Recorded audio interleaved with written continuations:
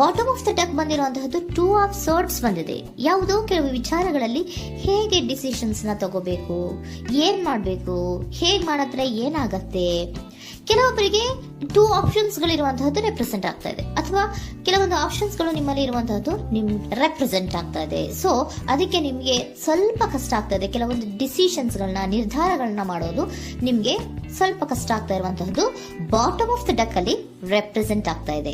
ನಿಮ್ಮ love relationship ಹೇಗಿತ್ತು ಅನ್ನೋದನ್ನ ನೋಡೋದಾದ್ರೆ ಚೆನ್ನಾಗಿ ಇಲ್ಲಿ ರೆಪ್ರೆಸೆಂಟ್ ಆಗ್ತಾ ಇದೆ. Ace of cups, queen of wands and magician card ಬಂದಿದೆ. ನಿಮ್ಮ ಲವ್ ಲೈಫ್ ನ ವಿಚಾರವಾಗಿ ಯಾವುದೇ ರೀತಿಯ ಪಾಸಿಟಿವ್ ತೊಂದರೆ ಇದ್ದಿದ್ದು ರೆಪ್ರೆಸೆಂಟ್ ಆಗ್ತಾ ಇಲ್ಲ. ನೀವು ತುಂಬಾ ಚೆನ್ನಾಗಿದೆ, ಒಂದು ಕ್ಯೂರಿಯಾಸಿಟಿ ಇತ್ತು, ಬಹಳಷ್ಟು ತುಂಬಾನೇ ನೀವು ಲವ್ ಲೈಫಿನ ವಿಚಾರದಲ್ಲಿ ಬಂದಾಗ ನೀವು ನಿಮ್ಮ ಲವ್ ಲೈಫಿನಲ್ಲಿ ತುಂಬಾನೇ ಮಾತಾಡಿದ್ದೀರಾ. ನೀವಿಬ್ರು ತುಂಬಾ ಟಾಕ್ಟಿವ್ ಆಗಿ ಇಬ್ರು ಕೂಡ ತುಂಬಾ ಚೆನ್ನಾಗಿ ಮಾತಾಡಿದ್ದೀರಾ. ಅಟ್ ಪ್ರೆಸೆಂಟಿನಲ್ಲೂ ಕೂಡ ನಿಮ್ಮ ಲವ್ ಲೈಫಿನ ವಿಚಾರದಲ್ಲಿ ಯಾವುದೇ ರೀತಿಯ ತೊಂದರೆಗಳು ಕೂಡ ಇಲ್ಲೇನು ರೆಪ್ರೆಸೆಂಟ್ ಆಗ್ತಾ ಇಲ್ಲ. The Impress card, the emperor and page of swords ಬಂದಿದೆ. ನಿಮ್ಮ ಲವ್ ಲೈಫಿನ ವಿಚಾರದಲ್ಲಿ ಒಂದು ರಾಜ ರಾಣಿ ತರ ರೆಪ್ರೆಸೆಂಟ್ ಆಗ್ತಾ ಇದೆ. ಇಂಪ್ರೆಸ್ ರೆಪ್ರೆಸೆಂಟ್ ಮಾಡೋದೇನೋ ಕ್ವೀನ್ ಅನ್ನ ರೆಪ್ರೆಸೆಂಟ್ ಮಾಡುತ್ತೆ, ಎಂಪರರ್ ರೆಪ್ರೆಸೆಂಟ್ ಮಾಡೋದೇನೋ ಕಿಂಗ್ ಅನ್ನ ರೆಪ್ರೆಸೆಂಟ್ ಮಾಡುತ್ತೆ. ಒಂದು ರಾಜ ರಾಣಿ ಅನ್ನೋ ತರ, ಒಂದು ಮೇಡ್ ಫಾರ್ ಈಚ್ ಅದರ್ ಅನ್ನೋ ತರ ನಿಮ್ಮ ರಿಲೇಶನ್ಶಿಪ್ ಇರುವಂತಹದ್ದು ಅಟ್ ಪ್ರೆಸೆಂಟಿನಲ್ಲೂ ಕೂಡ ಪ್ರೆಸೆಂಟ್ ಆಗ್ತಾ ಇದೆ. ಈಗಲೂ ಕೂಡ ಚೆನ್ನಾಗೇನೆ ಮಾತಾಡ್ತಾ ಇರುವಂತದ್ದು ಕೂಡ ರೆಪ್ರೆಸೆಂಟ್ ಆಗ್ತಾ ಇದೆ. ನಿಮ್ಮ ಲವ್ ಲೈಫ್ ನ ವಿಚಾರದಲ್ಲಿ ನೀವಿಬ್ರು ಚೆನ್ನಾಗೇ ಇದ್ದೀರಾ, ಮೇಡ್ ಫಾರ್ ಈಚ್ ಅದರ್ಸ್ ಅಂತ ಅನ್ನೋ ತರ ಇದೆ.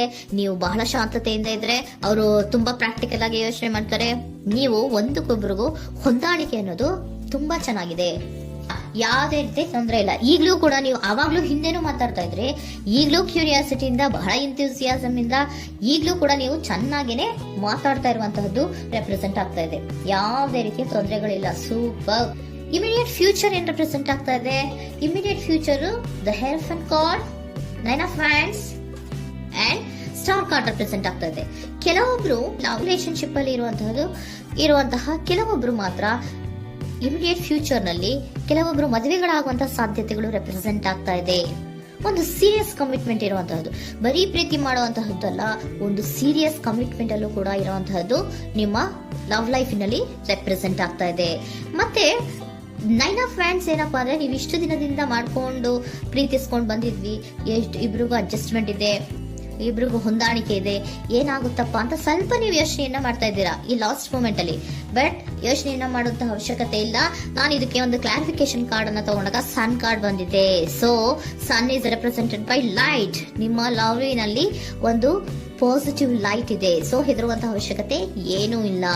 ಸ್ಟಾರ್, ಸನ್ ಬಂತು, ಸ್ಟಾರ್ ಬೇರೆನಾ?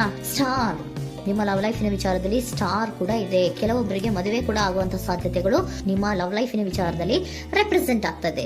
ಯಾವುದೇ ರೀತಿಯ ನೆಗೆಟಿವ್ ಆಗಿರುವಂತಹದ್ದು ಏನೂ ಬಂದಿಲ್ಲ, ಆಲ್ ಪಾಸಿಟಿವ್ ಕಾರ್ಡ್ಸ್ ಬಂದಿದೆ. ಲವ್ ಲೈಫಿನ ವಿಚಾರದಲ್ಲಿ ಯಾವುದೇ ರೀತಿಯ ತೊಂದರೆಗಳು ಇದ್ದ ಹಾಗೆ ಕಾಣಿಸ್ತಾ ಇಲ್ಲ.